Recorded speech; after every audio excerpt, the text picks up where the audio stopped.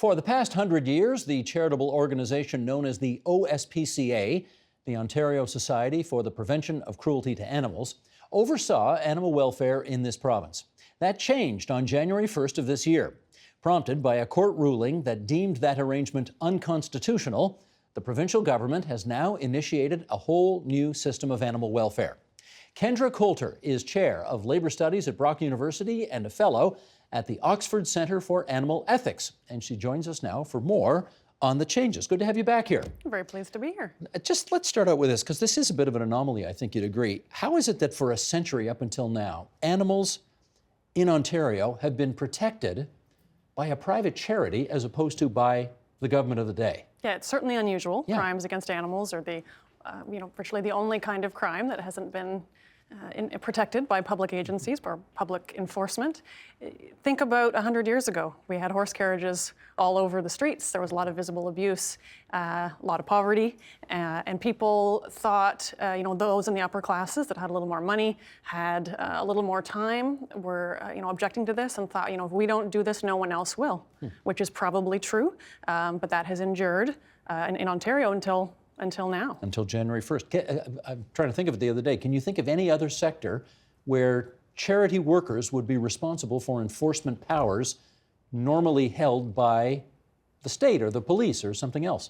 The only thing even somewhat comparable would be children aid societies, but they would receive a substantial amount of government funding and government regulation. Even though it wouldn't be police officers doing that work, but animals are still very unusual. Okay, let's just get into some of the background here. We don't need to dwell on the legal proceedings that basically brought us to this point, but suffice to say, as a result of court rulings, the province has decided to completely revamp things, and here is what they've come up with an adorable acronym, I should add. The Provincial Animal Welfare Services Act, PAWS for short. Sheldon, let's bring the graphic up and tell everybody what's in PAWS. Ontario has created the first fully provincial government-run animal welfare enforcement system in Canada. It includes a specialized team of about 100 inspectors who will inspect zoos and aquariums and livestock and horses. They'll also be allowed to save pets left in cars during extreme weather conditions. There will be stiffer penalties for animal cruelty, the highest, in fact, in all of Canada. Up to $1 million in fines or up to 2 years in jail for certain offenses. There'll be new offenses for dog fighting or harming a police dog or service animal. There's now a new 24/7 animal distress hotline. The number is, make a note, 1-833-9-ANIMAL. 1-833-9-ANIMAL. And anybody can call and report abuse. And that'll be overseen by the Auditor General, the Ombudsman, the Privacy Commissioner, and the provincial Freedom of Information laws. Okay, that's this sort of new, much more comprehensive mission statement for the Government of Ontario. You're a professor. What letter grade would you give it? A solid B with room for improvement. Okay, how come? Yeah, we're cautiously optimistic. The legislation is laying a solid foundation, and the Solicitor General's office has indicated some complementary policies that will support that legislation. So as you mentioned, we're looking at about 100 officers. I would like to see that number doubled in the medium term, and we can certainly look at increases beyond that in the longer term to open up the possibility for things like partners, et cetera. But this is smart policy. There were a range of public options available when the OSPCA indicated that it would be backing away from enforcement, and we assessed them quite carefully and argued that a dedicated public animal protection force overseen at the provincial level would be the smartest option for Ontario. So we're pleased, and now we want to see it implemented thoughtfully and effectively in order to give animals the best protection and the frontline workers who are responsible for this very difficult work.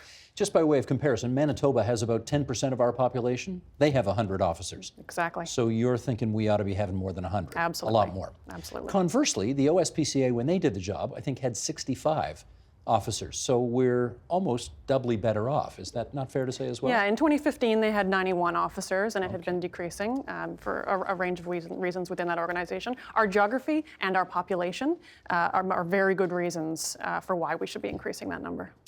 Have inspectors, the new inspectors, have they been granted powers that the previous SPCA inspectors would not have had? Yes, some. This is a more ambitious plan, and there's going to be this more holistic approach where the inspectors have a few additional powers, but the public also has the protections and the accountability of this being in the public sector. So that was one of the concerns with having a private organization with police-like powers. So now we can all feel much more confident that this is going to be centrally coordinated, centrally overseen, and it opens a lot of opportunities for better protecting animals, officers, and vulnerable people as well. Kendra, I don't want to gross people out, but at the same time, people probably ought to know what's going on out there, because I suspect a lot of people don't, which would explain why you care about this issue so much. So what are some of the sort of most common acts of cruelty inspectors find when they find animals that have been abused? Animal cruelty exists on a spectrum. A lot of the cases there's something wrong, but they can be fixed quite easily. We don't need to move into the more ambitious penalties, et cetera, negotiation. It's a really multi-talented skill set that's needed to do this work, because it's part law enforcement, part social worker, part nurse. They are seeing things that most of us couldn't stomach, and they're seeing them Such as? continuously. It's quite common to see neglect, so that's where you move into emaciation. You do see hoarding is quite common, and it's very challenging because it's a mental health disorder, and the people don't necessarily know that they're causing harm to 10, 20, hundreds of animals who may be in their care. These officers are seeing very difficult situations, and sometimes it's not only animals who are being burned or starved, their mouths taped shut, thrown off of balconies, all of these sorts of really abhorrent things. They're also seeing the abuse of women and children happening simultaneously. Who does this?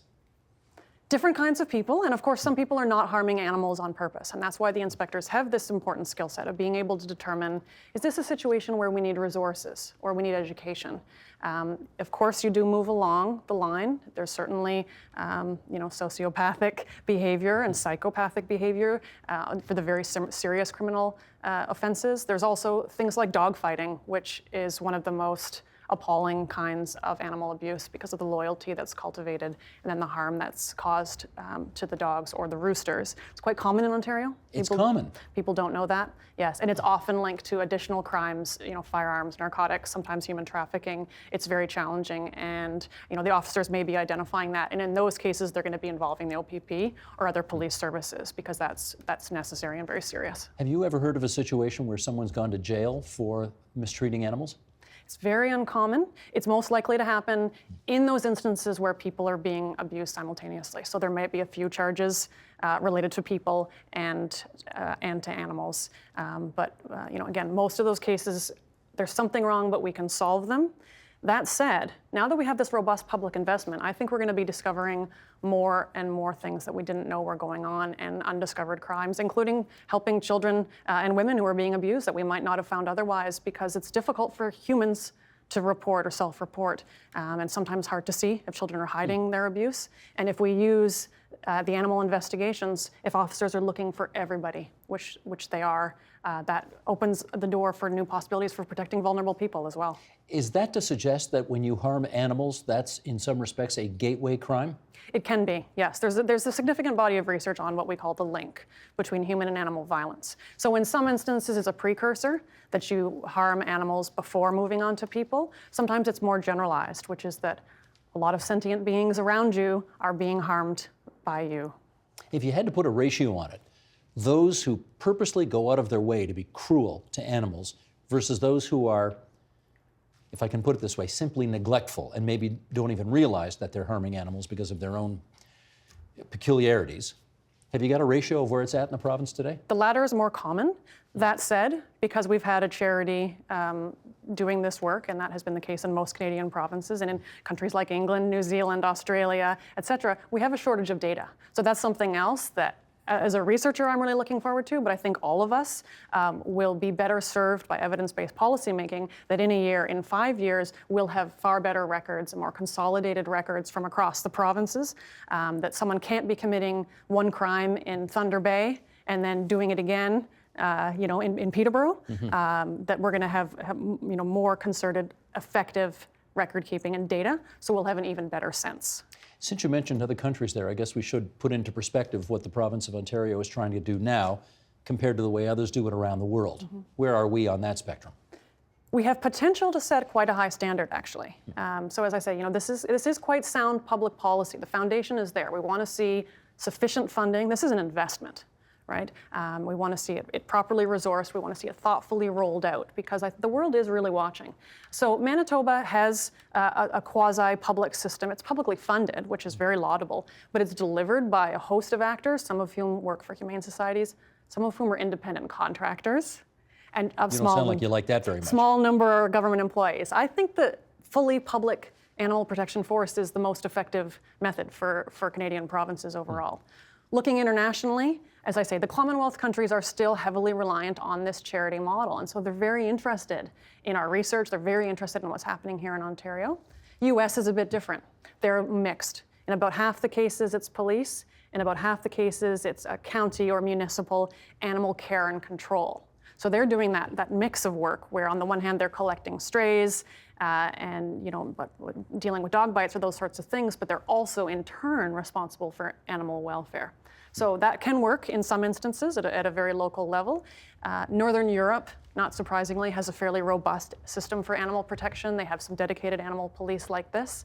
I'm going to be looking at those cases in more detail, studying them. But I think having dedicated experts who have that law enforcement training and expertise, but that additional knowledge about animals is a good way to go, and I look forward to seeing this roll out. I'm cautiously optimistic. Well, that does raise a question, because if as you point out, there are going to be 100 new inspectors now doing the work that the OSPCA used to do, have they been adequately trained? Do you know how much training they've got? Are you confident about the levels of training they have? Speak to that, if you would. Yeah, it's an excellent question, Steve. So my understanding that they've had some training so far. Most of them are on contract at this point. It has, not surprisingly, been a lot of the former officers, which is a positive thing for Ontario. They, in many ways, are that living knowledge. They have the experience, years, even decades, working under very difficult conditions for the OSPCA, for a charity. Very well-intentioned, but obviously lacking the resources that the public sector might have. So they're going to be bringing that experience with them. But the hiring is ongoing. So we're going to know probably this spring. I understand there's been a lot of interest in these positions. I mean, people feel very strongly about this. It's difficult work. It's physically risky. It's psychologically very challenging to be seeing, many people on their worst days, many animals on their worst days, or their end of days, unfortunately, in some cases. And so I'm going to be looking to see that they are getting robust training, but also that they're getting robust supports when they're underway. As I say, I'd like to see partners, and I'd like to see their psychological well-being taken very seriously. It's fascinating. Every time we have done this topic, and we have returned to it several times on this program, you've been here before, the feedback goes up exponentially. There is some people may not realize it, there's a tremendous amount of interest out there in making sure animals are well taken care of. Absolutely. I would not have anticipated that. Yeah, people feel very strongly. They do. I hear that with any media outlet that I work with, that when they have an animal abuse story, the response from the public is so strong. And what we want to make sure is that the public understands that animals are best protected when we have a well-resourced public team of inspectors. And so that's challenging work. They need our support, they need our resources, and let's recognize that they are looking day in and day out at stuff most of us turn away from. Yeah, I guess as well, there's no partisan position on this issue, right? This is an issue where all the political decision makers agree. It doesn't matter what party you're from. No one wants to see this, right? This is a cross-partisan issue, undoubtedly. Exactly. It's a matter of growing public ethical concern. It's a public safety issue. There are so many reasons to be investing in this. Now, we started this conversation and you said, and I don't know if maybe it's because you're a very tough marker, but you said, I give them a solid B, which is not an A, but it's a solid B. So what areas did this new legislation miss, in your view?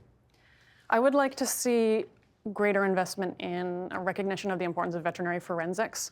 What does that mean? So people, if you think of a show like Bones or CSI, the investigators themselves are doing a lot of that kind of detailed crime scene investigation. They're analyzing people, they're analyzing property and a scene, but sometimes you need that additional level of expertise. So there are veterinarians with that augmented forensic science training and knowledge when you need to go deeper, when you need to have that highly specialized dimension. So I would like to see that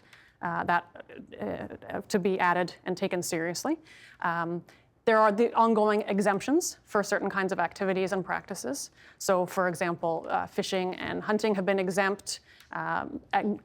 Generally accepted agricultural practices are exempt. And that raises the issue of legal versus illegal cruelty. And we are increasingly, as a society, having discussions about what has been a generally accepted practice. Well, can I ask you about one? Yeah. People in the chicken business say they've got to burn the beaks of chickens or they're going to peck each other to death, and that is actually more torturous and harmful to them than otherwise. What's your view? Yeah, it's common practice to burn the beaks off of day-old chickens. It's common practice to kill day-old male chicks in the egg industry by launching them into a spinning blade called a macerator, which grinds them up alive. These are all generally accepted practices. We would never do that to puppies. We would never do that to cats.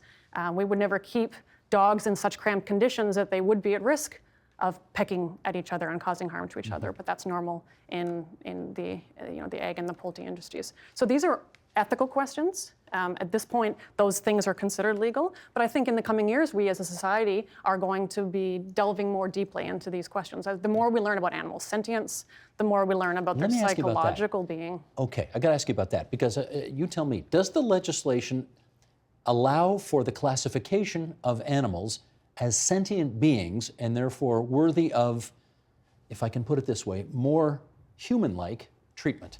Some jurisdictions around the world have used that term sentient, right, which means this capacity to think and feel and awareness of self.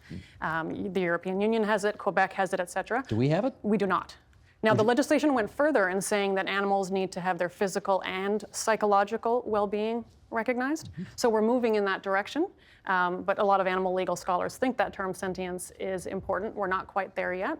Scientific research, cognitive ethology research, we're moving in that direction. Would you like to have seen those words in our legislation? They would have been a good addition, absolutely. But I look forward to more discussions about this because I see it all over society. People are asking questions in terms of their consumption, whether they want to consume animals at all or expecting particular welfare standards to be upheld that are higher than those that are normal. So I think in the coming years, this is going to be a legal question, but it's also going to be a question for us as society and as consumers. Great. Thanks so much for coming in and helping us out with this. As I say, a fascinating topic of which there is a tremendous amount of interest out there. That's Kendra Coulter. She's the chair of labor studies at Brock University and a fellow at the Oxford Center for Animal Ethics. Thanks a lot, Kendra. Thank you. The Agenda with Steve Paikin is brought to you by the Chartered Professional Accountants of Ontario. CPA Ontario is a regulator, an educator, a thought leader, and an advocate. We protect the public. We advance our profession. We guide our CPAs. We are CPA Ontario. And by viewers like you. Thank you.